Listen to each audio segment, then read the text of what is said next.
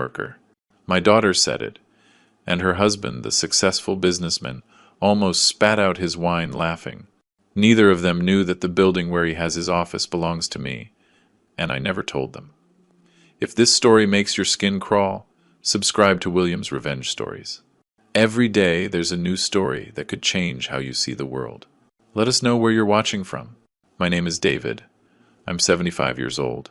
I was born in a forgotten town in the Midwest, one of those that doesn't even show up on maps. I'm a widower, a retired construction worker. That's what everyone thinks I am. I have a daughter, Danielle. I raised her alone since she was 12, when her mom died of cancer.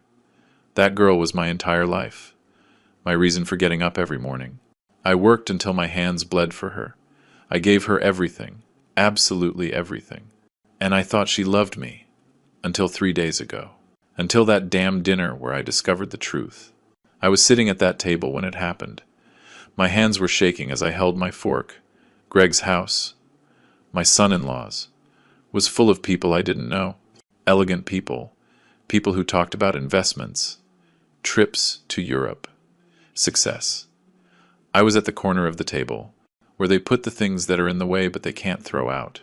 Danielle, my daughter, was at the other end, beautiful, in that dress that probably cost more than I made in a month when she was a child. But there was something in her eyes, something I recognized. Shame. She looked at me out of the corner of her eye, like someone looking at a stain on the wall they wish they could erase. David, what do you do? The question came from a young guy, a friend of Greg's, with a gold watch and a shark's smile. Everyone went quiet. Even the glasses stopped clinking. I cleared my throat. Construction. I worked in construction my whole life. Silence. Then, snickers. Quiet little laughs. The kind that hurt more than loud ones. What a noble job, the guy said. But his tone said the exact opposite. Greg laughed. He laughed while sipping his wine. Evelyn, his mother, raised her eyebrows as if to say, "Oh, dear God." And Danielle stared at her plate. She didn't defend me. She didn't say a word. My own daughter stayed silent while they tore me apart in her own home. It's just that. Dad is. Very humble, Danielle said. The word humble sounded like she was saying failure. Greg put his hand on hers. It's okay, honey. We all value honest work here, right? And he winked at his friends. They all nodded. I felt my throat close up. The waiter, a young kid, came over. More wine, sir? He looked at me with respect. The only respect I received that night. No, son. Water quenches thirst just fine. He nodded and served me. I saw his hands were rough. A worker's hands. Like mine. We were the only two real men at that table of snakes in suits. Greg started talking about his company. I just closed $1 million contract. The building where I have my offices is top-notch. Exclusive area in Chicago. You know how it is. You have to be where the big players are. Everyone congratulated him. Evelyn looked at him like he was a god. I chewed my food slowly. It was good. Expensive. But it tasted like ash in my mouth. Because while he talked about his building, I remembered the paper I signed 3 years ago. The lease agreement. Summit Peak Properties. That was the name of my shell company. And that building Greg was bragging about as if it were his. It was mine. I was renting it to him through a third party. And he had no idea. David must be proud of Danielle, right? The comment came from an older woman, a friend of Evelyn's. I looked up. Very proud, I said. I raised her alone since she was 12.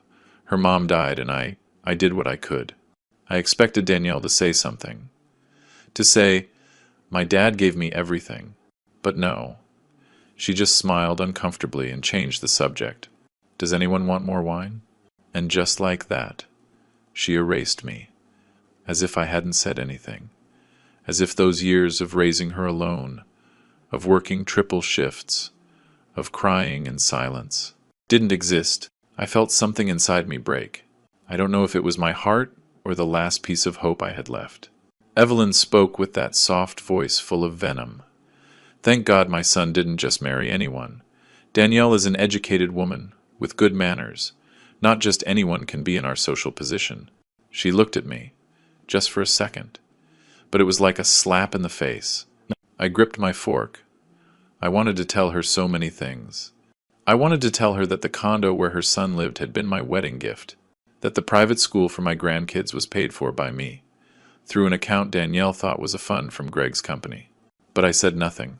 I just swallowed. I just stared at my plate, because I still had hope that Danielle would remember who I am, that she would defend me. But she didn't. "Dad, didn't you teach me that money isn't everything?" Danielle said that. She said it looking at me. And I don't know if it was cruelty or just oblivion. Everyone laughed. "Sure. When you don't have money, it's easy to say it doesn't matter," one of Greg's friends said. More laughter. I felt the ceiling caving in on me. I felt like even the walls were laughing at me. I looked at Danielle, waiting. I don't know what I was waiting for. A sign. A look that said, "Forgive me, Dad." But her eyes were empty. Or worse, they were full of shame. Shame. Of me. Of her own father. And in that moment I knew I had lost my daughter. That the girl I raised no longer existed. Greg's friend, the one with the gold watch, got generous. "David, tell us, what's been your greatest achievement in life? How many buildings did you help build?" The tone was mocking. I knew it. Everyone knew it. I was about to answer. I was about to say that my greatest achievement was raising a daughter alone, that it was giving her an education, love, sacrifice. But Danielle spoke first, and what she said killed me. Dad doesn't have to answer that. Silence. My dad did the best he could with what he had. She said it with pity, with shame, as if I were an old dog that you have to treat kindly, but also be embarrassed by. And I closed my mouth. I let the words die in my throat. Greg raised his glass. He was drunk. You could see it in his shiny eyes and crooked smile. "Let's make a toast," he said loudly. "Let's toast to the people who know their place in the world, to the winners, and to those who, well, at least tried." And he laughed.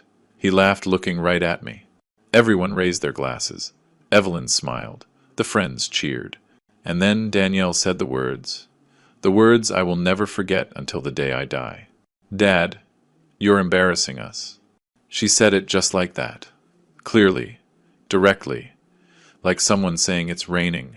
"You're embarrassing us. You're just a construction worker. You don't fit in here." The silence after those words lasted a second. Maybe two. But for me, it lasted an eternity. Then came the laughs. Nervous laughs. Complicit laughs. Greg almost choked on his wine from laughing so hard. Evelyn covered her mouth like a proper lady, but her eyes were shining with satisfaction. The friends looked at each other as if to say, "Did you hear that?" And I just sat there, frozen, with my fork halfway between my plate and my mouth.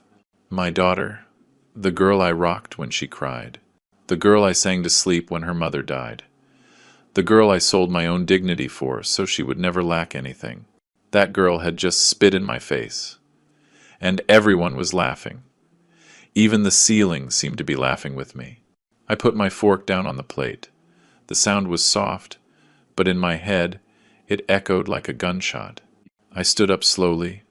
My knees creaked. I'm 75 years old, and I never felt as old as I did in that moment. I looked at Danielle. She wouldn't look at me. Her head was down. Towered. I looked at Greg. He was smiling. Victorious. I looked at the painting on the wall. A beach. Nice. And I thought about something that no one at that table knew. I thought about the papers I have locked away in my apartment. The property titles, the deeds, the contracts. I smiled. Just barely. A sad smile that no one understood. "Enjoy your dinner," I said in a calm voice. "I've had enough." And I walked to the door. No one stopped me. No one said, "David, wait." I left that house knowing that something had ended, but also knowing that something was about to begin. The bus home was empty. It was 11 at night, and Chicago outside seemed like another city. Lights, noise, people in a hurry. I sat in the back, my hands on my knees, feeling how every bump shook me inside and out. I couldn't stop hearing Danielle's voice. "You're embarrassing us. You're just a construction worker." I replayed the words in my head, over and over and over, like a cursed song you can't stop humming. I closed my eyes, and there, in the darkness of the bus, with the smell of gasoline and exhaustion, I started to remember. I started to remember who I am, who I was, and who she never knew I was. I came to Chicago at 20, with $30 in my pocket. That was in 1970. I came from a town where poverty wasn't hidden, because we were all the same. My dad hugged me before I got on the bus. Son, either you eat the world, or the world eats you. I didn't want to eat anything. I just wanted to survive. I got a job in construction on the third day. Day laborer. I carried bags of cement that weighed more than I did. They paid me by the day. I slept in a boarding house where 5 men shared a room that smelled like sweat and failure. But I wasn't like them. I saved every dollar. I ate once a day. Bread and water. While they spent their pay on beer, I counted change under my mattress. And I dreamed. The bus slammed on its brakes. A couple got on. Young, him in a suit, her in heels. They sat up front and kissed as if the world didn't exist. I looked at them and thought of Lucy. My Lucy. I met her selling hot dogs at a street fair, hands burned from the hot oil and the smile of an angel. What do you do? She asked me. Construction, I said. And she didn't laugh. She didn't look at me with pity. She looked at me with respect. I'm building too, she said. My future, one hot dog at a time. We got married 6 months later. No party, no white dress. We went to the courthouse on a Tuesday and said I do with 2 strangers as witnesses. She never asked me for luxuries, only love, and I gave her all the love I had, and a little more. When Danielle was born, I made a promise no one heard except God and me. I swore my daughter would never go hungry. She would never feel less than anyone. She would never cry because she didn't have shoes, or because her classmates had more than her. I worked triple shifts, from 6 in the morning to 10 at night. Lucy didn't understand. David, we earn enough. But enough wasn't enough for me. Because I wasn't just working. I was investing. I bought my first piece of land when I was 30. A lot on the outskirts that nobody wanted. But I knew the city would grow. And it did. I used a false name. A shell company. No one knew it was mine. And while everyone saw me as poor old David, I was building an invisible empire. The bus passed through the neighborhood where I lived with Lucy. I recognized the streets, the park where we took Danielle on Sundays, the corner store where we bought on credit when money was tight, or when I made it look like money was tight. Because by that time, I already owned 10 properties, 10. But I kept living like I was poor, kept wearing the same clothes, the same small house. Why? Because I needed to know. I needed to know if my family loved me for who I am, not for what I have. It was a test. A cruel test, maybe, but a necessary one. And when Lucy got sick, when the cancer started eating her alive, I used my money to pay for the best doctors. But I told her it was a loan, a white lie, because I didn't want her to know. Not yet. Lucy died without ever knowing her husband was a millionaire. She died thinking we were poor, that we were just scraping by. And sometimes I wonder if that was right, if I should have told her. But it's too late now. The bus took a sharp turn, and I almost fell out of my seat. I grabbed the pole. My hands. These old, wrinkled hands. Hands that laid thousands of bricks. Hands that signed dozens of deeds. Hands that carried Danielle when she was a baby. And today, those same hands trembled at that table, while my daughter humiliated me. You're just a construction worker. Just. As if being a worker was a sin. As if building with your hands was a source of shame. It hurt. It hurt like nothing has ever hurt me before. I got off the bus at my stop. I walked the 2 blocks to my building, my old 5-story building. No doorman, peeling paint. I live on the 3rd floor, a 1-bedroom apartment, old furniture, an old tube TV. Danielle offered 1,000 times to help me fix up my place. Dad, Greg can get you something better. And I always said no, that I was fine like this, that I didn't need more. I climbed the stairs slowly.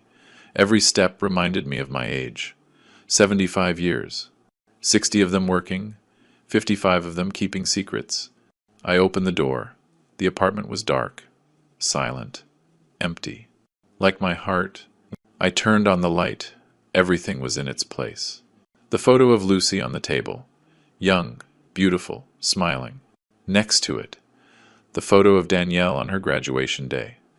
Black gown, diploma in hand, a huge smile, hugging me. I was in my white shirt and my old shoes. But she was smiling, a real smile. When did she change? When did she stop seeing me as her dad and start seeing me as an obstacle? Maybe when she met Greg. Maybe when she started comparing my house to Evelyn's mansion. Maybe when she realized her dad was poor and her husband was rich. Or so she thought. Because she knew nothing. She knew nothing at all. I went to my room. I opened the closet. I pulled out an old shoebox. Inside were all the documents. Deeds, property titles, contracts, 47 properties, buildings, commercial space, land, all in the name of shell companies. Summit Peak Properties, Apex Construction, Chicago Investments LLC. Names no one would connect to me. Names that allowed me to be invisible. I looked for a specific paper. I found it. Lease agreement. Commercial building on 72nd and 7th. Tenant, Greg Rivers, CEO of Rivers Consulting Group. Landlord, Summit Peak Properties. I smiled, a bitter smile. The building my son-in-law bragged about was mine. I was his landlord, and he had no idea. I pulled out another paper, the deed to Danielle's condo, the one she thought a rich uncle from overseas gave her.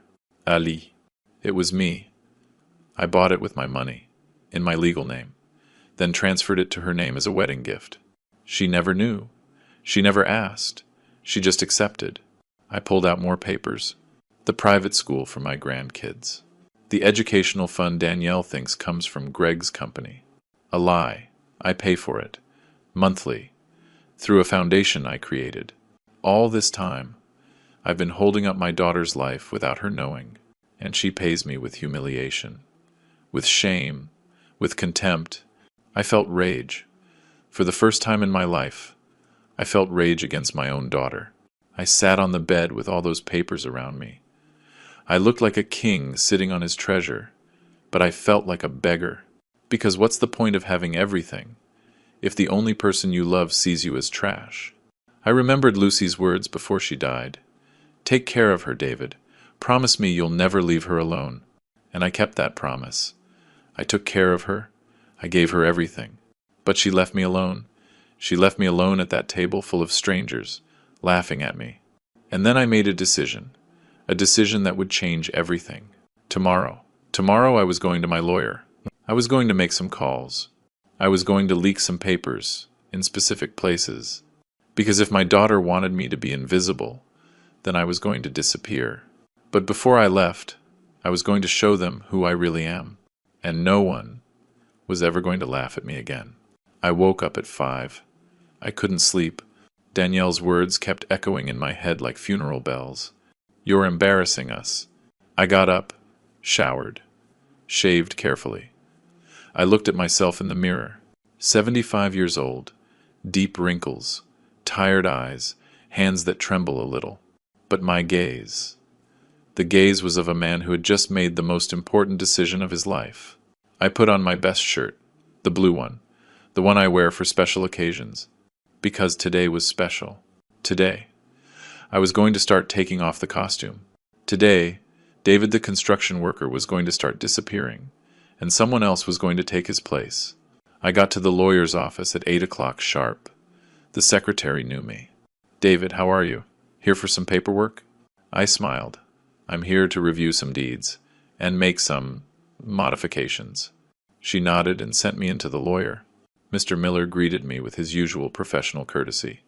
David, good to see you. What can I help you with? I pulled out a list, a long list. I want to review all my property deeds, all 47, and I want you to prepare some specific documents. The lawyer raised his eyebrows. All 47? All of them, I said. Today, he swallowed and got to work. While the lawyer looked for files, I sat in his office, remembering how I bought every single one of those properties. I bought the first lot in 1975, a forgotten part of Chicago. Nobody wanted to invest there. David, you're crazy, my coworkers on the construction site told me. Nothing's ever going to grow there. But I knew. I knew the city was going to build a new highway. I overheard it by chance while I was fixing the roof at City Hall. I bought 3 lots. 5 years later, they were worth 10 times more. I sold them. With that money, I bought an old building downtown. I renovated it myself, at night, on weekends. I turned it into apartments to rent. That was my first shell company, Summit Peak Properties, for St. Lucie, for my Lucy. Here are the documents, David. The lawyer put a stack of papers on the desk. 47 properties. I reviewed them one by one. Commercial building on 72nd, that's where Greg works. The Rosales residential complex. That's where Danielle lives. The land where the Palms Country Club is. That's where Evelyn plays golf on Sundays. Plaza Mayor Shopping Center. That's where Danielle buys her expensive clothes. St. George International School. That's where my grandkids study. Everything. All of it connected. All of it mine. And none of them knew. None of them suspected that poor old David owned the places where they lived, worked, and played. The irony was so perfect. It almost hurt. Mr. Miller, I need you to prepare a press release. The lawyer looked at me, confused. A press release? Yes. I want to make the list of properties for the business group I manage public. With my real name, David. I want it known that behind Summit Peak Properties, Apex Construction, and all the others, it's me. The lawyer was quiet. David, are you sure? You've always been very discreet about this. I looked him in the eye. I've been discreet my whole life. Today, I'm done being discreet. He nodded slowly. I understand. When do you want to release it? Tomorrow, I said. Tomorrow, I want it in all the news outlets. I left the lawyer's office at 11 in the morning. The sun was strong. Chicago was noisy, as always. I took a taxi. I gave him the address to my apartment. But halfway there, I changed my mind. Take me to the Palms Country Club. The taxi driver looked at me in the mirror. You sure, Pop? That's a very exclusive area. I smiled. I know where it is. We arrived. The security guard looked me up and down when he saw me get out of the taxi. Good morning. Who are you here to see? No one. I just came for a walk. He looked at me suspiciously, but let me pass. I walked through those perfect gardens, those immaculate golf courses, and I thought, this is mine, the land is mine, and tomorrow, a lot of people are going to know it. I saw Evelyn in the distance. She was with her friends, drinking tea on the clubhouse terrace. She saw me, frowned. She said something to her friends, and they all looked my way. Laughter. They were probably wondering what Danielle's poor father-in-law was doing in such an elegant place. I walked over. Evelyn, what a pleasure to see you. She greeted me coldly. David! What a surprise! Her friends looked at me like I was an animal in a zoo. Beautiful place, isn't it? I said. Very exclusive. She nodded smugly. Yes, well, not just anyone can be a member here. I smiled. You're right. Not just anyone. And I walked away, leaving her confused, leaving them all murmuring. That afternoon I called Carl Jenkins, a reporter at the Chicago Tribune. I'd met him years ago when I made an anonymous donation to a children's foundation. He investigated where the money came from and found me. I asked him for silence. He gave it to me. In exchange, I promised him a big story one day. Carl, it's David. Remember that big story I promised you? Silence. David? Of course I remember. Is it time? It's time, I said. Tomorrow at 9 in the morning, I'll be waiting at my apartment. Bring a camera and get ready for the story of your career. I hung up. The first domino had just fallen. That night, Danielle called me. Dad, are you okay? You haven't answered my messages. Her voice sounded normal, as if nothing had happened. As if she hadn't destroyed me 2 nights ago. I'm fine, honey. Dad, about the dinner, I didn't mean to. I cut her off. Danielle, you said exactly what you wanted to say. It's okay. Silence. Dad, don't be mad. It's just, sometimes you don't understand how this world works. You're right, I said. I don't understand your world, but maybe you don't understand mine. What do you mean? Nothing, honey. Get some rest. I love you. I hung up before she could answer, because if I kept talking, I was going to cry. And I had already cried enough. I sat on my old sofa, turned on the TV, news, politics, sports, everything so normal. But tomorrow, everything was going to change. Tomorrow, they were going to say my name on that same news. They were going to show my face. They were going to tell my story. The invisible mogul of Chicago, the construction worker who built an empire in secret. I could already see the headlines. I could already imagine Greg's face when he saw it. Evelyn's face. The faces of all those people who laughed at me. But most of all, I could imagine Danielle's face. And I didn't know if that gave me satisfaction, or broke my heart even more. That night, I checked every document again, every deed, every contract. Everything was in order. Everything was ready. Sometimes I think that costume, the costume of being poor, was my best investment. It allowed me to see the truth, to see who really loved David the man, and who would only love David the millionaire. And the truth hurt. It hurt more than any punch I ever took in my 75 years, because I discovered that my own daughter, the girl I raised with my own hands, the girl I sold my dignity for 1,000 times, only loved me when it was convenient, and she stopped loving me when it wasn't. I turned off the light. Tomorrow a new life would begin, or the old one would end. I didn't know which. The day of my grandson's baptism was the day I understood everything. Danielle called me 2 weeks before. Dad, about the baptism. It's going to be something very small. Just Greg's close family. You know how they are. And I'm not close family? I asked. Silence. Yes, Dad, of course you are. But the room is small, and Evelyn already invited a lot of people. We can do something later. Just you, me, and the baby. Something more. Personal. Personal. The word sounded nice. But it meant without witnesses who see us excluding you. It's okay, honey, I said, because I always say it's okay, even when nothing is okay. I saw the photos on Facebook. The baptism was at a fancy club, a huge ballroom, decorations from a magazine, more than 100 people. Everyone elegant, everyone smiling. Danielle in a white dress, Greg in a 3-piece suit, my grandson, beautiful, in the priest's arms. And I wasn't there. I stayed in my apartment that Saturday, watching the photos as they were uploaded in real time. Beautiful ceremony, people commented. Blessed family, others wrote. And I, the grandfather, the one who changed Danielle's diapers when she was a baby, the one who paid for the child's school without anyone knowing. I wasn't in any of the photos. Because I wasn't there. Because the room was small. A lie. Everything was a lie. Last Christmas was worse. Danielle invited me to dinner, but Dad, we're going to be at Evelyn's house, lots of people, so maybe it's better if you come after dinner, around 9, for the gift exchange. I arrived at 9 o'clock sharp, with expensive gifts for my grandkids, toys that cost me half a month's pension, which they thought was all I had. I rang the bell. The maid let me in. David, come in. They're in the garden. I went to the garden. Everyone was sitting at a long table. Dirty plates, empty glasses. Dinner was over.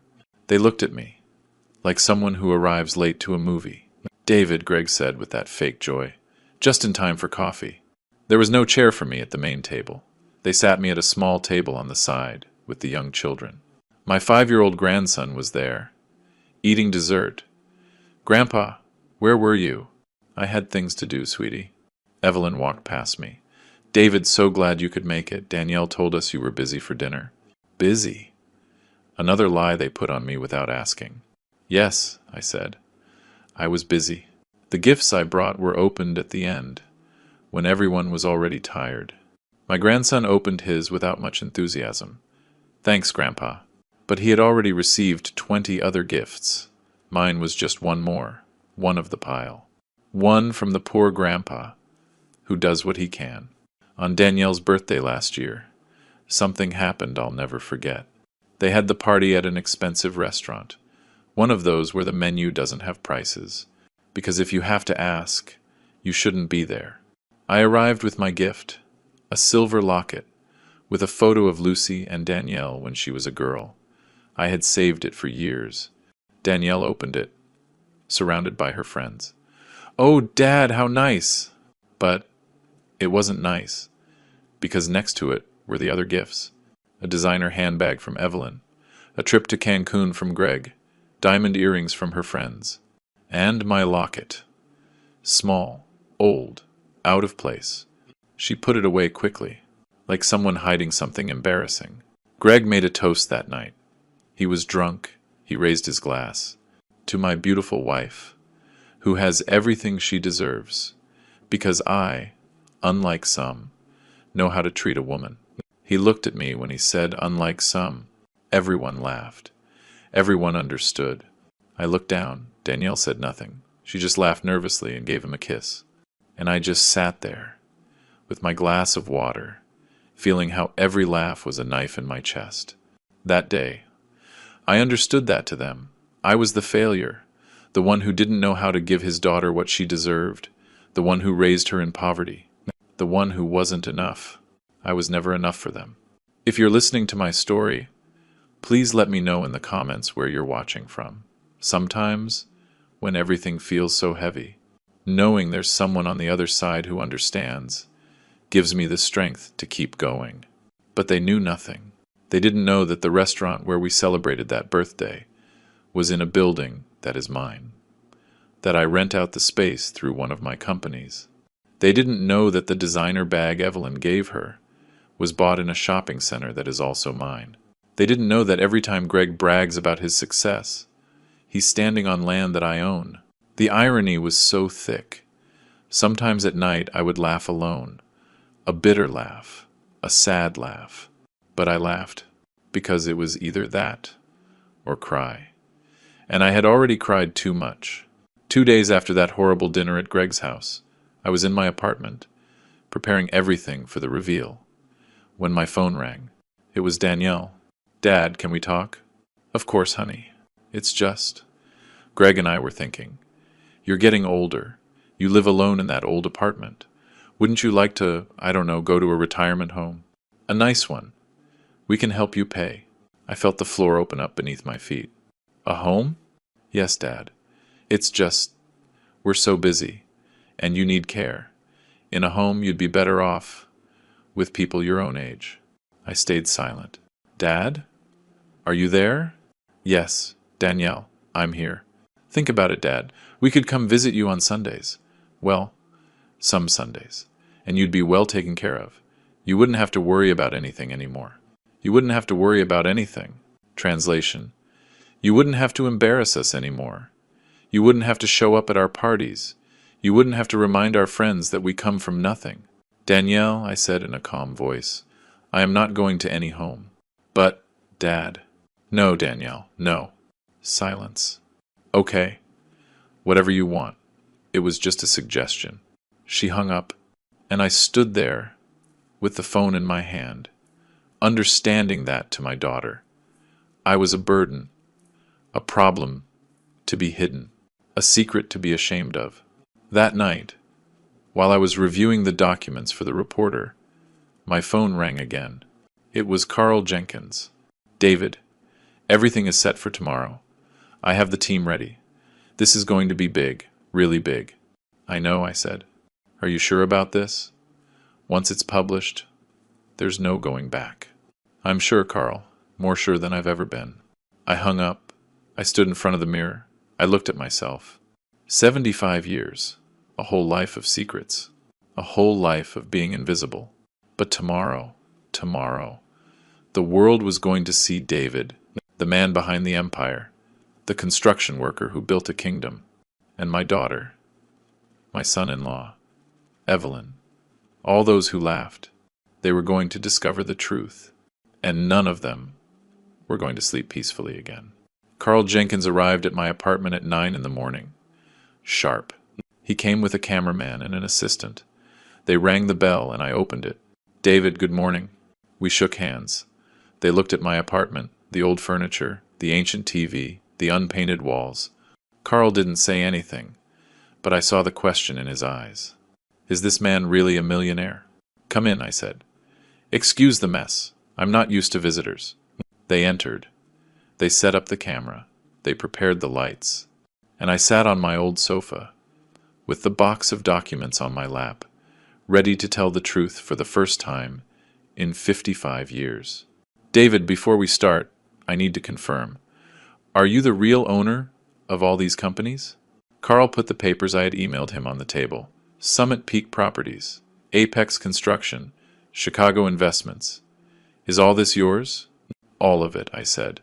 47 properties. Commercial buildings, residential complexes, land, retail spaces, all in my legal name, registered with the city, paying taxes, all legal, all mine. And nobody knew. Carl whistled softly. "Nobody. Not even your family?" "Especially my family," I said, and I felt a knot form in my throat. "Especially my daughter." The camera started rolling. Carl asked the first question. "David, why did you hide your fortune for so many years?" I took a deep breath. "Because I needed to know who really loved me. When you're poor, people show you their true face. They tell you the truth. They have no reason to pretend. But when you're rich, you never know. You never know if they love you, or your money." My voice cracked a little. And I found the answer. I found out that my own daughter only loves me when I'm convenient for her, and she stops loving me when I embarrass her. Carl asked me about Lucy. I told him how we met, how we married with nothing, how she died without knowing we were millionaires. "Why didn't you tell her?" "Because she loved me when I was poor. I didn't need to test that. But with my daughter, with Danielle, it was different. She grew up in a world that values money. I needed to know if I had raised a good person, or just someone looking for appearances." I paused, and it hurts me to say that I failed, that maybe I should have been more present. Maybe I should have told her the truth, but it's too late. I already lost her. A tear rolled down my cheek. I didn't wipe it away. I let the camera capture it. While I talked to Carl, I remembered all the calls that never came, all my birthdays that Danielle forgot. Last year, I turned 74. I waited all day for the phone to ring. Nothing. At 11, at night, she called me. "Oh, Dad, I'm sorry. It totally slipped my mind. I've just been so busy." Busy. Always busy for me. But never busy for Evelyn's parties. Never busy for Greg's events. Only busy for her dad. For the man who gave her life. For the man who sacrificed everything for her. That man. He could wait. That man didn't matter. "When did you decide to make this information public?" Carl asked. 3 days ago, at a dinner at my son-in-law's house. I told him everything. The humiliation, the laughter, the sentence that destroyed me. "You're embarrassing us. You're just a construction worker." Carl shook his head. "That's cruel." "It's the truth," I said. "And the truth is sometimes cruel. But I have a truth too, and it's that the worker she's ashamed of built everything she has. Her condo, her children's education, the life she brags about. Everything. And she never knew, because I wanted it that way." I showed the documents to the camera, one by one. "This is the building where my son-in-law works. Commercial building on 72nd. I am the owner. He pays me rent every month without knowing it."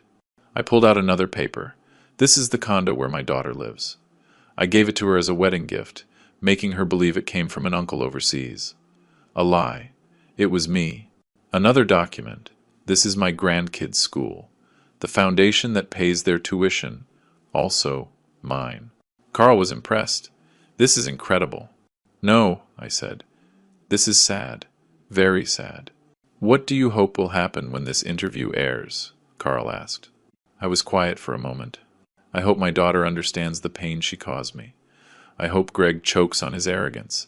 I hope Evelyn learns that poor old David owns the club where she plays golf. But most of all, I paused. Most of all, I hope to get my dignity back, because they took it from me. They made me feel small, invisible, less than nothing, and I am none of those things.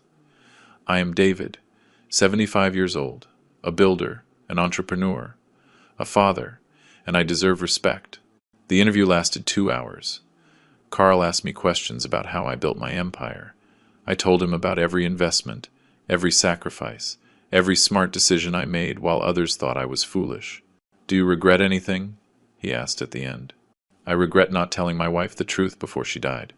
I regret testing my daughter with this silence, because maybe if I had been honest from the beginning, she would have learned different values. But I can't change the past. I can only change the future." Carl turned off the camera. "David, this story is going to be viral. The whole country is going to be talking about you." "When does it air?" I asked. Carl looked at his watch.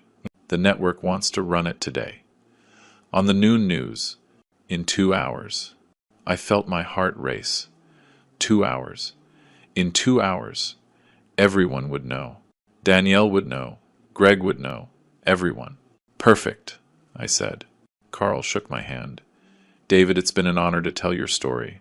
They left, and I was alone in my apartment, with the silence, with the nerves, with fear and excitement mixed together. I turned on the TV, I put on the news channel, and I waited. I waited for my life to change forever. At 12 o'clock, sharp, my face appeared on the screen. "Breaking news," the anchorwoman said. "The invisible mogul of Chicago. The incredible story of the construction worker who built an empire in secret." And there I was, sitting on my old sofa, telling my truth, showing my documents, my tears, my pain. David, 75, is the owner of 47 properties in Chicago, including commercial buildings, shopping centers, and land valued at over $50 million. The anchorwoman kept talking, but I wasn't listening anymore. I just watched my face on the TV, and I thought about Danielle. That somewhere, right at that moment, she was watching this too. And her world was collapsing. My phone started ringing 5 minutes after the broadcast ended. I didn't answer. I let it ring. 1 call, 2, 5, 10, 20. All from Danielle, all from Greg, some from unknown numbers. Reporters, probably. I put the phone on silent and left it on the table. It vibrated like a wounded animal. But I didn't touch it. I just sat there, watching the news, because the story had already exploded. Every network was repeating it. The secret millionaire of Chicago, a worker's double life, the man who deceived his own family. That last headline hurt. Because I didn't deceive them. I just protected myself. Twitter exploded. Hashtags started trending. Number David, number the millionaire worker, number poetic justice. People shared the news. They commented, "What an ungrateful daughter. That son-in-law is going to have to grovel now.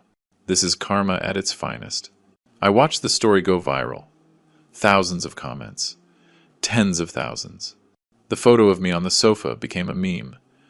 But I didn't care, because the message was clear. People understood. They understood the pain. They understood the betrayal. They understood that a father can give everything and receive nothing. And that was enough. At 1 o'clock, there was a knock on my door. Loud. Disparity. "Dad! Dad, open up!" It was Danielle. I recognized her voice. She was crying. She was pounding on the door, as if she wanted to break it down. "Dad, please, we have to talk." I just sat there, without moving, listening to her scream, listening to her beg. "Dad, this can't be true. Tell me it's a lie." But it wasn't a lie. It was the most real truth I had ever told in my life. I kept sitting. I let her scream. I let her cry. Because I screamed and cried in silence for years, and no one heard me. Greg was there too. I heard him. "David, please! We need to talk! This is a misunderstanding." A misunderstanding. What a convenient word.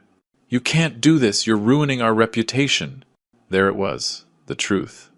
He didn't care about humiliating me. He cared about his reputation. People are talking about us, saying horrible things. Yes, I thought. Now you know how it feels. Now you know what it's like to be the center of ridicule. Now you know what I felt when you laughed at me at that table. Danielle was still crying. Dad, I didn't mean to say that. I was nervous. I was trying to fit in. They stayed outside for half an hour, knocking, yelling, crying, until a neighbor told them to leave, or he'd call the police. I heard them go, the footsteps fading away, the silence returning, and I was still there, sitting, feeling a pain so big it couldn't even fit in my chest, because a part of me wanted to open that door, wanted to hug my daughter, tell her everything was okay. But another part, the part that was still bleeding inside, knew that if I opened that door now, nothing would change. She would say she was sorry, but not because she truly felt it, but because now she knew I was rich. My phone was still exploding. 200 missed calls, 300 nonstop texts. I opened one from Danielle. Dad, please answer. I need to explain. I need us to talk. This is all a confusion. Confusion. I opened another message. From Greg. David, with all due respect, we need to solve this issue with the building. My lease. We can renegotiate terms. Whatever you need. Ah, there it was. Not an apology. It was panic. Panic about losing his office. His image as a successful businessman. Panic that the world would know his success was built on his father-in-law's property. The father-in-law he mocked. At 3 p.m, the doorbell rang again. This time, it was Evelyn, alone. David, it's Evelyn. Can we talk? Her voice wasn't arrogant. It was small. I looked through the peephole. I saw her standing there, with her elegant clothes, her designer bag. But her face was one of terror. I waited. David, I didn't know. If I had known, things would have been different. Of course, I thought. If you had known I was a millionaire, you would have treated me like a king. But because you thought I was poor, you treated me like trash. Please, my son is desperate. Danielle won't stop crying. The children are confused. She used the children. My weak spot. But it didn't work. Not this time. That night, I went for a walk. I needed air. I needed to think. I went down the stairs of my building, and as soon as I walked out, I saw reporters, 3 cameras, 5 journalists. They surrounded me. David, can you give us a statement? Is it true your family knew nothing? Are you going to forgive your daughter? The questions came like bullet. I held up my hand. I have nothing to say at this time, only that sometimes the family you choose is stronger than the family you have by blood. Thank you. And I kept walking, leaving them there, with their cameras, with their questions, because I had already said everything I needed to say. I walked to the park where I used to take Danielle when she was little.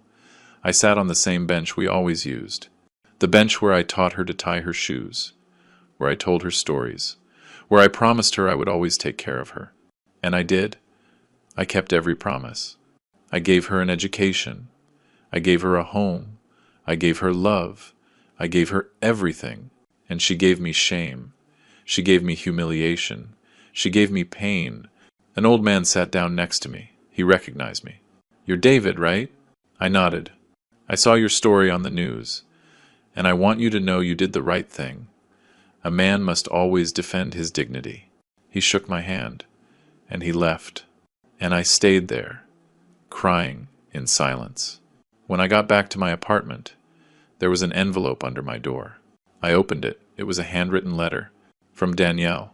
Dad, I know you don't want to talk to me. I understand. I understand I hurt you. I understand I failed you. And there are no words that can fix what I said. But I need you to know that I love you, that I always loved you, and that I'm sorry. I'm so sorry I can't sleep. I can't eat. I can't think about anything but your face when you left that dinner. Please, give me a chance to explain, to ask for your forgiveness in person, to show you that I can change. Your daughter who loves you, Danielle. I read the letter 3 times, and I cried. I cried like I hadn't cried since Lucy died. But the tears weren't of joy. They were of sadness. Because that letter came too late. It came after the world knew who I was, not before. And that difference changes everything. If she had written me that letter before the reveal, maybe it would have meant something. Maybe I would have believed it was genuine. But now I don't know if she loves me, or if she loves what she found out I have. And that doubt is killing me. It's killing me because she's my daughter, because I love her more than my own life. But it's also killing me because I don't trust her. And I don't know if I can ever trust her again. I put the letter in my pocket.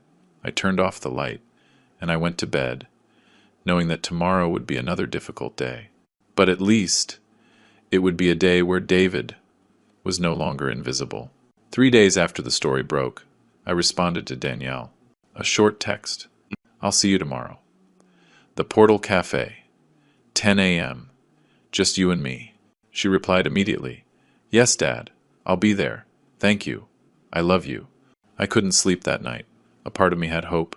Hope that maybe, just maybe, my daughter had understood. That she had reflected.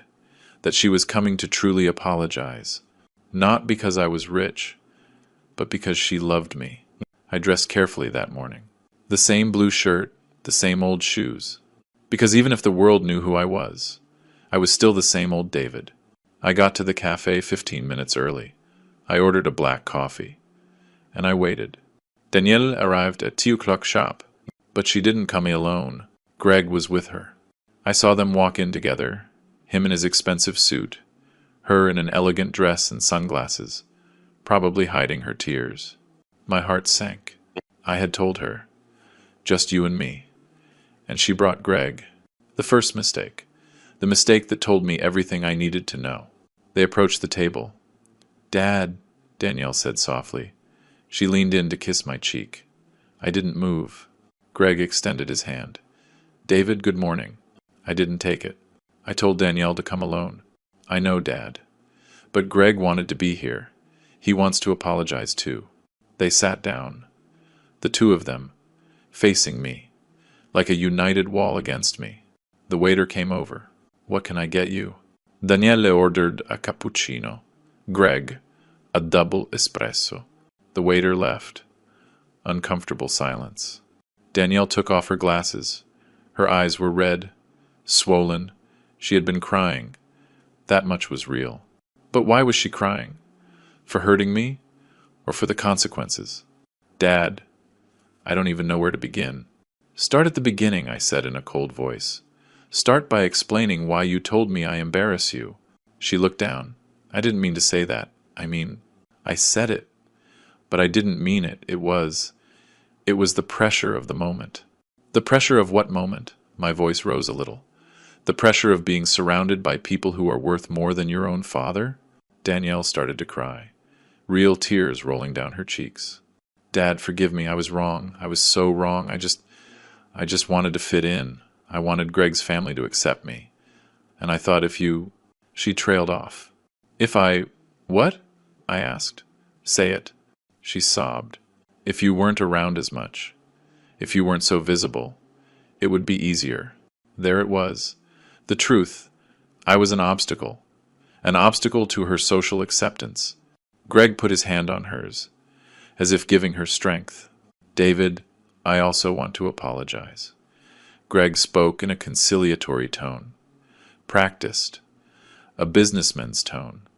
I behaved inappropriately.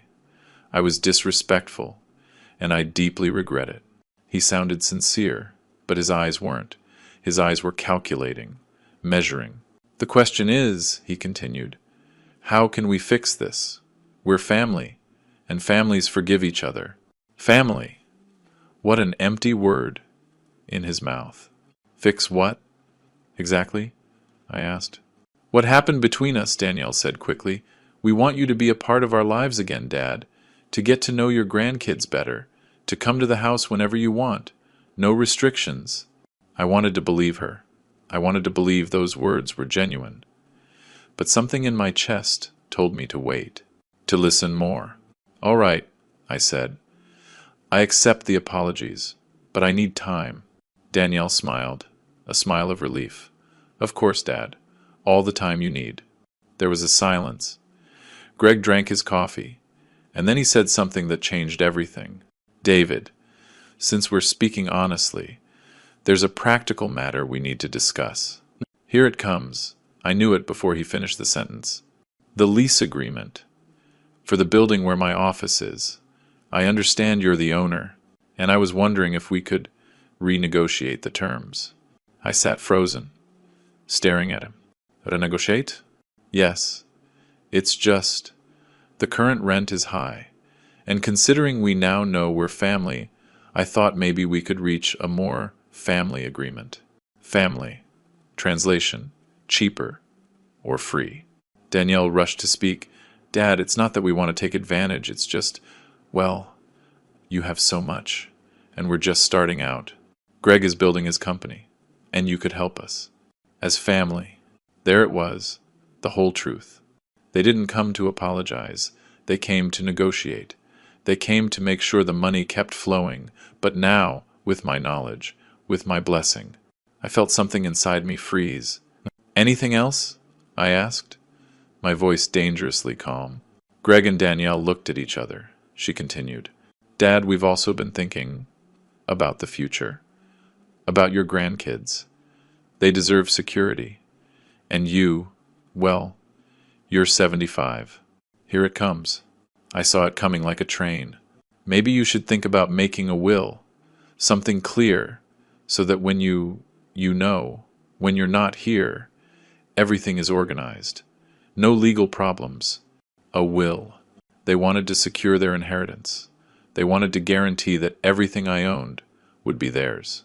It hadn't even been 5 minutes of supposed apologies, and they were already talking about my death, about my money. I stood up, slowly, very slowly. My legs were shaking, but not from weakness, from rage. I thought this time would be different, I said in a low voice. I thought you had understood, that you had reflected, that you came to truly apologize, not to negotiate properties. Danielle stood up too. Dad, it's not like that. I did come to apologize. A lie, I said, and my voice sounded like stone. You came to make sure your lifestyle doesn't change. You came to make sure the condo I gave you is still yours, that your kid's education is still paid for, that your husband still has a cheap office. That's what you came here for. Greg stood up too. David, you're misinterpreting. Shut up, I yelled, and the whole cafe went silent. Don't talk to me. Don't you dare. You were the first one to laugh at me. You called me a failure without saying it. You made me feel like I was worthless. And now you come here, asking for favors, asking for discounts, talking to me about family. My whole body was shaking. Danielle was crying. Dad, please. No, I said, no more. I'm not going to keep being invisible to you until you need me. I'm not going to keep swallowing the humiliation, hoping that one day you'll love me for real. I took out my wallet. I left a $10 bill on the table. The coffee is on me, like always, like my whole life. I walked towards the door. Danielle followed me. Dad, wait! Don't leave like this! People were staring at us. Some were taking out their phones. I was sure I'd be in the news again tomorrow, but I didn't care. I turned around. I looked her in the eyes. Danielle, I gave you everything I had. I gave you love, sacrifice, education, a home, a future. And you gave me shame. You gave me humiliation. And now you come to give me pity, disguised as love. No, not anymore. She covered her face with her hands, sobbing. Greg came over, trying to calm her. But I wasn't there anymore. Mentally, I had already left. I walked out of that cafe knowing I had just lost my daughter for a second time. But this time, I was the one who let her go. And it hurt. It hurt like nothing in the world. But it was necessary. I couldn't sleep that night. Danielle's words kept turning over in my head. Your grandkids deserve security. You should think about the will, as if I were a walking ATM, as if my only value was what I could leave them when I died. I got up at 3 a.m. I got dressed. I grabbed a box of documents, and I took a taxi. Take me to 94th and 15th. The taxi driver looked at me funny. At this hour, Pop? Yes, at this hour. I arrived at the building where Danielle lives, the condo I gave her. The doorman recognized me. David, is everything okay? I need to go up to apartment 801. He hesitated. It's 3 in the morning. I know, it's urgent. It's my daughter. I went up in the elevator. With every floor I passed, I felt my heart was going to pound out of my chest. I got to the 8th floor. I rang the doorbell. Once, twice, 3 times. I heard movement inside. Who is it? Greg's sleepy voice. It's David. Silence. The door opened. Greg, in his pajamas, hair messy, face full of confusion. David, it's 3 in the... I need to talk to my daughter. Now. He stepped aside. I walked in. The apartment was dark. Danielle came out of the bedroom, putting on a robe. Dad, what happened? I turned on the living room light. Sit down, both of you, now. They sat on the sofa. I stood, with my box in my hands. I came to tell you something I should have said many years ago, but I didn't have the courage. Or maybe I had too much hope that things would change on their own. Danielle looked at me with fear. Greg, with nervousness. What are you talking about, Dad? I opened the box. I took out papers. Lots of papers. I'm going to tell you a story.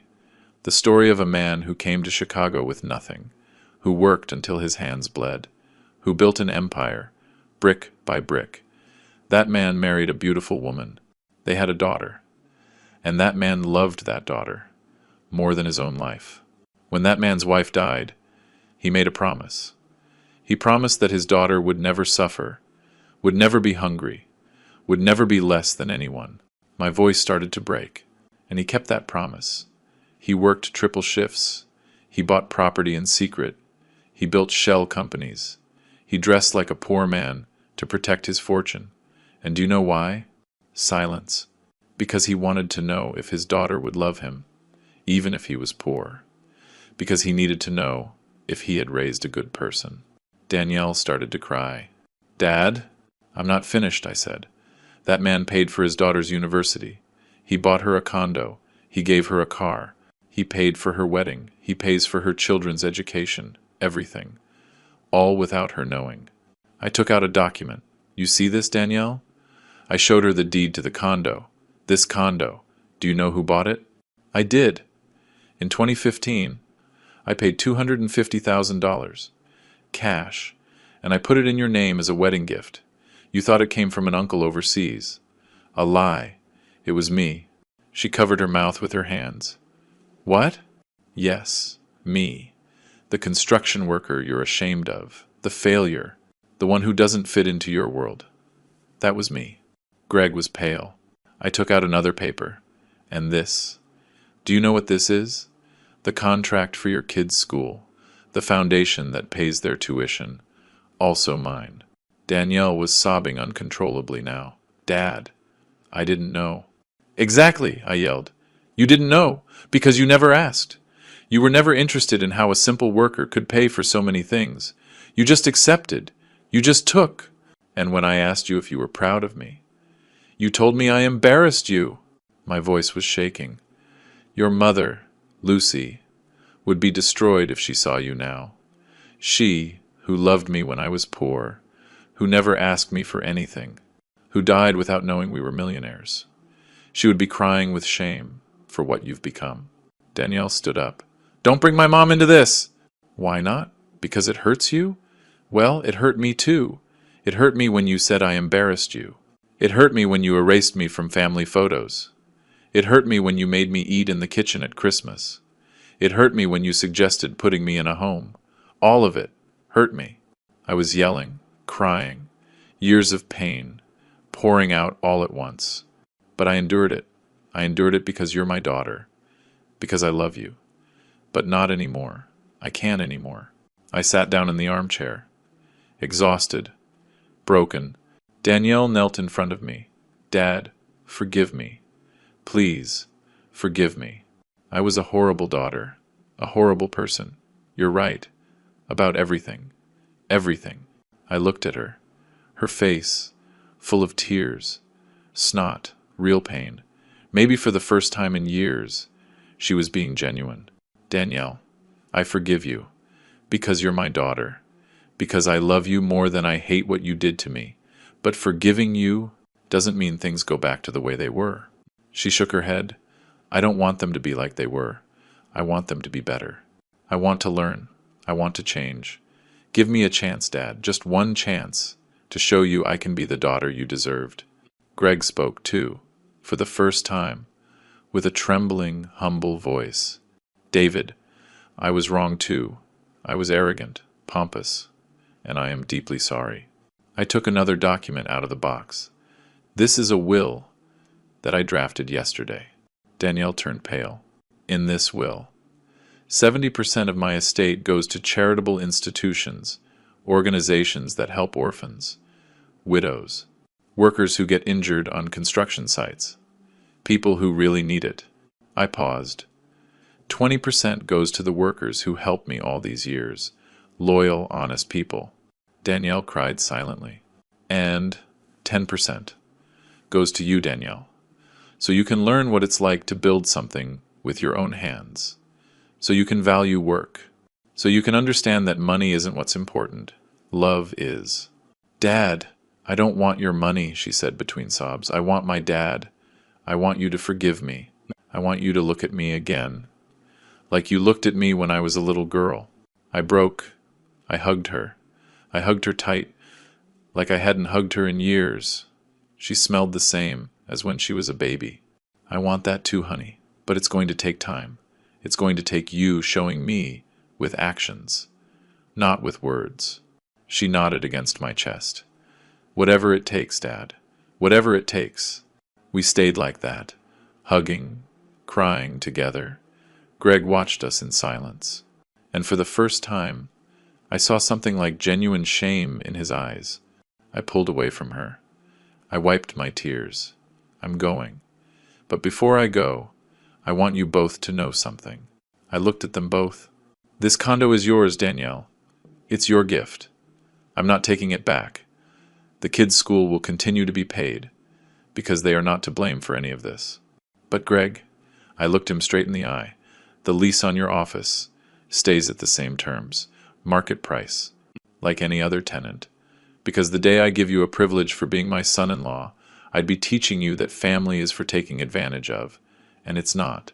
He nodded. I understand, David. It's fair. I stood up. I grabbed my empty box. I'll see you, Danielle. When you're ready, you call me. And this time, we'll talk for real. No hidden agendas, just father and daughter. I walked out of that apartment, and for the first time in weeks, I felt peace, in the midst of so much pain. 3 months after that night at Danielle's apartment, I got a call from the Chicago Chamber of Commerce. David, we want to honor you for your business career and your philanthropic work. Philanthropic. I never used that word. I just helped who I could. An honor? I asked. Yes, at the annual Outstanding Entrepreneurs event. It will be at the Hilton, 500 people. National press. Do you accept? I hesitated. I don't like the spotlight, but a part of me, the part that was still bleeding, wanted the world to see, wanted Danielle to see, wanted Greg to see, wanted Evelyn to see. I accept, I said. The day of the event, I dressed in a suit, a new one I bought specially, dark blue, simple tie, shined shoes.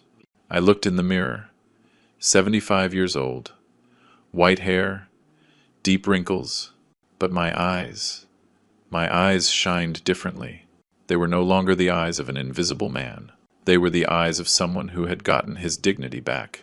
I called a taxi. The Hilton, please. The driver looked at me in the mirror.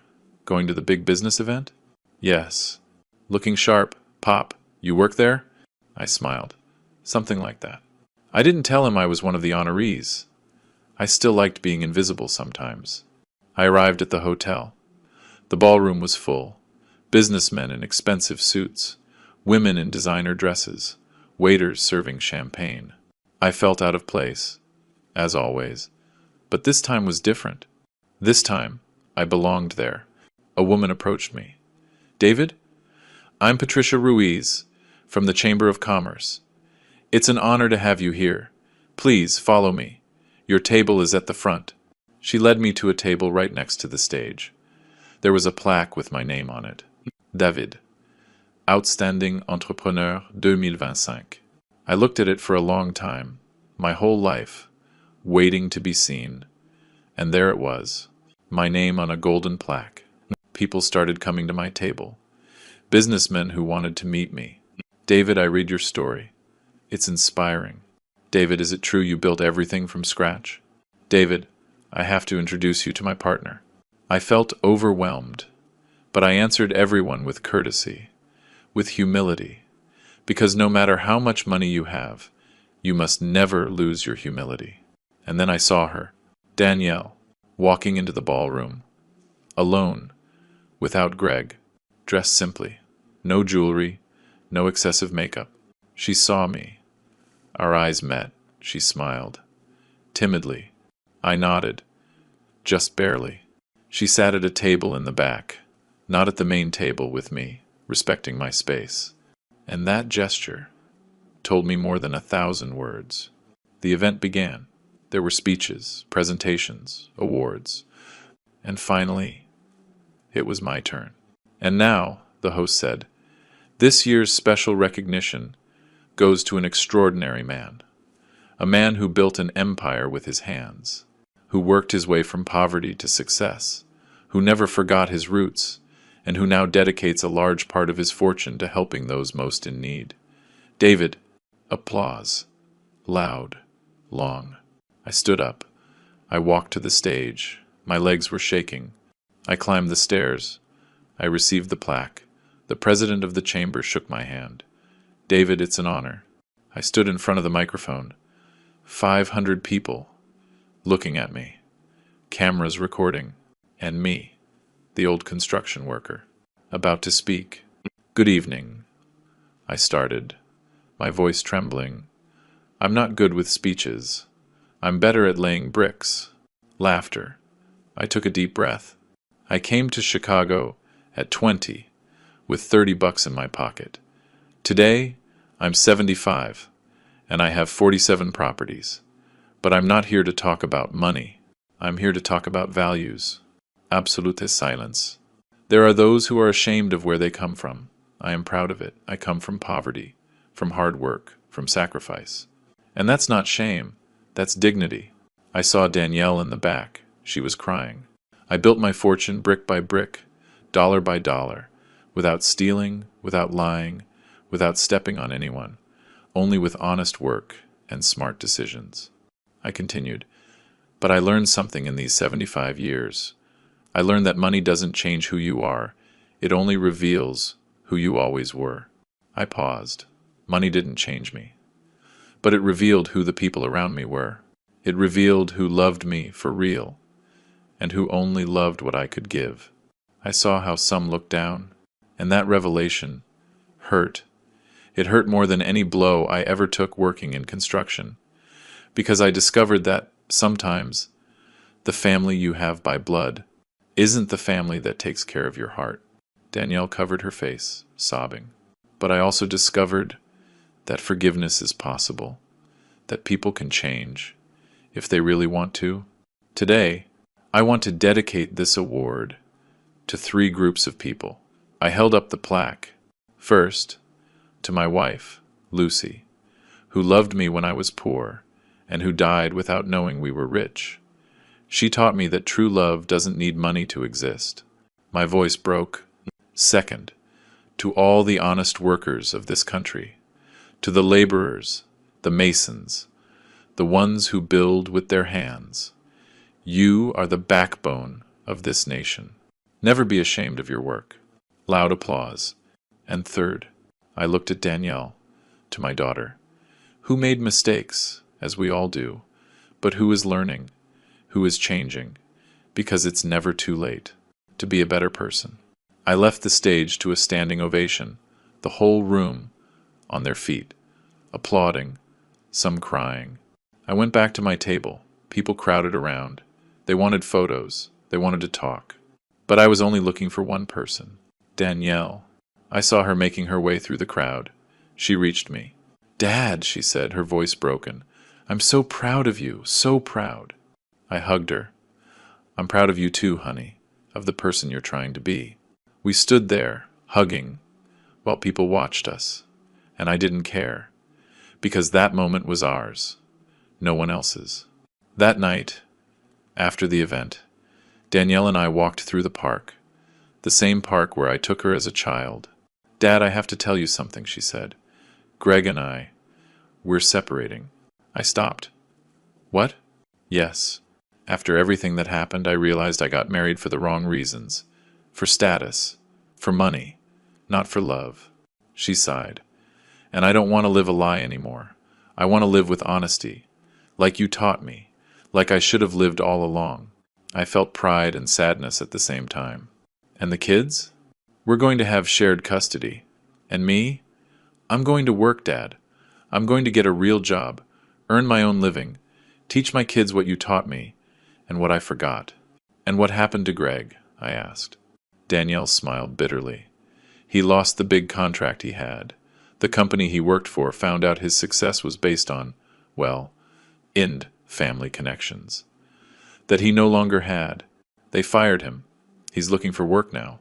Poetic justice, I thought. But I didn't say anything. And Evelyn had to quit the country club. She can't pay the membership." We sat on a bench. The same bench where I taught her to tie her shoes. "Dad, I know I hurt you horribly. I know it will take years to rebuild your trust. But I'm going to try. Every single day. I promise you." I looked at her, and I saw something I hadn't seen in years. I saw my Danielle, the little girl I rocked in my arms, the girl I promised to protect. She had come back. "Then we'll try. Together, honey. Together." 6 months later, I moved. I sold some properties. Not all of them, but enough to do what I always wanted. I bought a small house on the beach, down in Florida, facing the sea. A simple house, 1 bedroom, a big porch, a view of the ocean. Nothing fancy, just peace, just quiet, just the sound of the waves, lulling me to sleep every night. Danielle helped me with the move. She carried boxes herself, sweating, working, showing me with actions that she had changed. "Dad, this house is beautiful," she said, as we watched the sunset from the porch. "It's perfect for you." And she was right.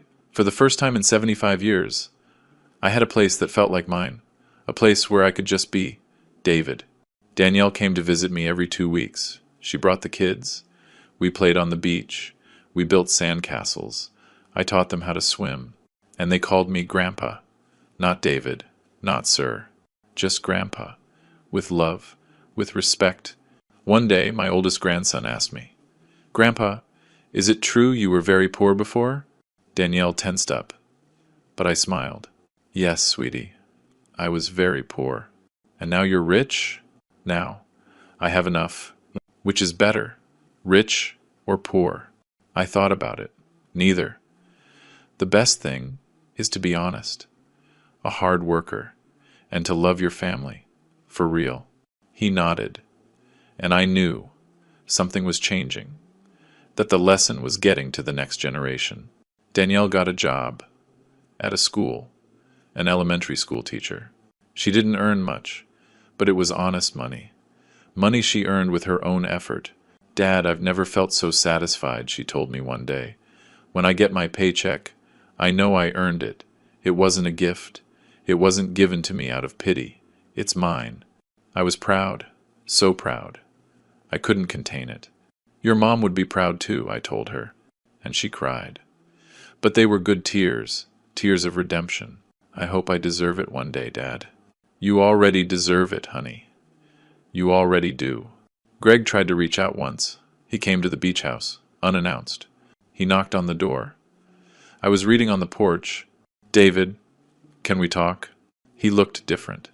Thinner, less arrogant, more human. "Come in," I said. He sat down. We looked at the sea in silence. I came to apologize For real this time. No hidden agenda. I looked at him. I'm listening. I was an idiot. Arrogant. Cruel. You didn't deserve what I did to you. And I'm sorry. I waited. I lost everything, David. My job, my status, my friends. Everything. And what did you learn? I asked. He sighed. That none of it mattered. That the only real thing was what I had with Danielle. And I lost it because I was stupid. Danielle told me you're separating, I said. Yes, it was her decision. And she's right. We got married for the wrong reasons. Greg wiped away a tear. But I want you to know, I'm going to be a good father to my kids. I'm going to teach them what you tried to teach me, and what I didn't want to learn. That a man's worth isn't in his bank account. It's in his character. I nodded. That's the only thing that matters, Greg. We sat in silence. Do you forgive me? He asked. I already forgave you. Months ago, I said. But forgiving doesn't mean forgetting. It means letting go of the resentment and moving on. He nodded. He left, and he never came back. But I knew that something in him had changed too. One afternoon, as I was walking on the beach, I thought about Lucy, about what she would say if she saw me now.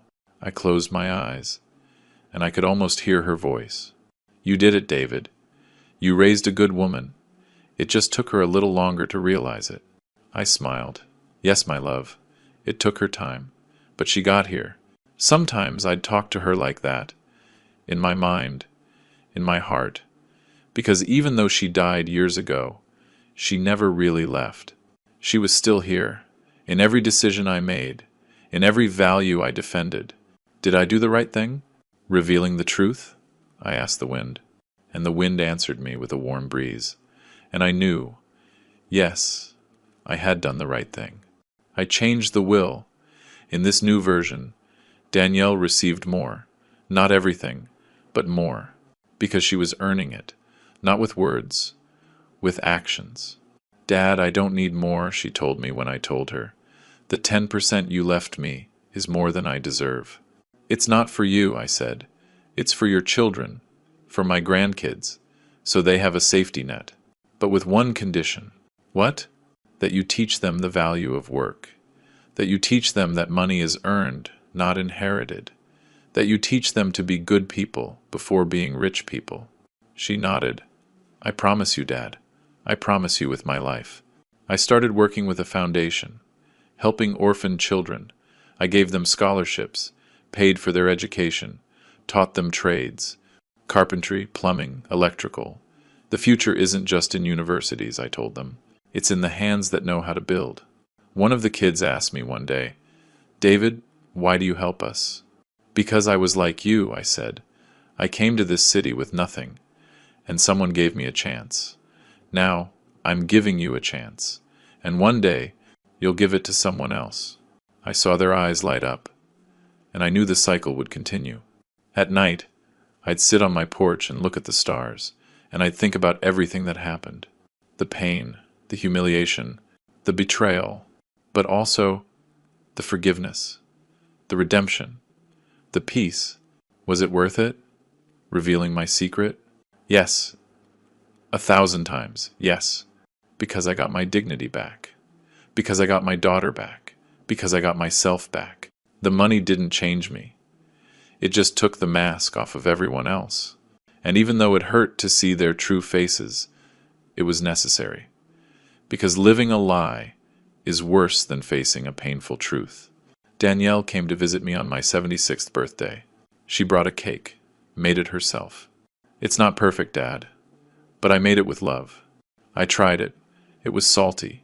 She had used salt instead of sugar. We laughed. We laughed like we hadn't laughed in years. It's perfect, honey. Perfect. And I meant it, because the taste didn't matter. The gesture mattered. It mattered that she had made it with her hands, with effort, with love. That night, as I blew out the candles, I made a wish. I didn't wish for more money. I didn't wish for more years of life. I just wished that Danielle would continue to be this version of herself, the real version, the honest version. And when I opened my eyes, she was looking at me, and I knew My wish had already come true.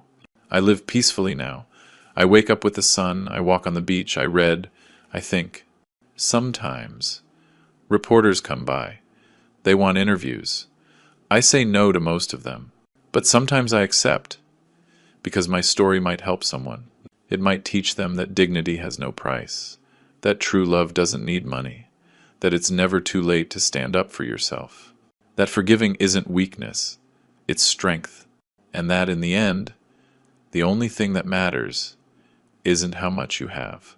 It's how much you love, and how much you are loved, for real. My daughter comes every week now. My grandkids call me on the phone. They tell me about their days, their dreams, and I listen to them, happy, at peace, because in the end, after 76 years, I understood something. That true success isn't measured in properties. It's measured in genuine love. And in that, I am now rich, very rich. And you, who listened this far, did anyone ever make you feel ashamed of who you are, of where you come from? How did you overcome it? Tell me in the comments. I want to read your story. And if this story touched your heart, if it made you feel something deep, leave me your like down below and subscribe to William's Revenge Stories. Every day we share real stories from people like you and me, people who fought, who suffered, who got back up. Share this story with someone who needs to hear it, with that family member who belittled you, with that friend who lost their dignity, with that person who needs to remember that it's never too late to fight back. Because sometimes other people's stories help us heal our own wounds. Thank you for staying with me until the end. I'll see you in the next story.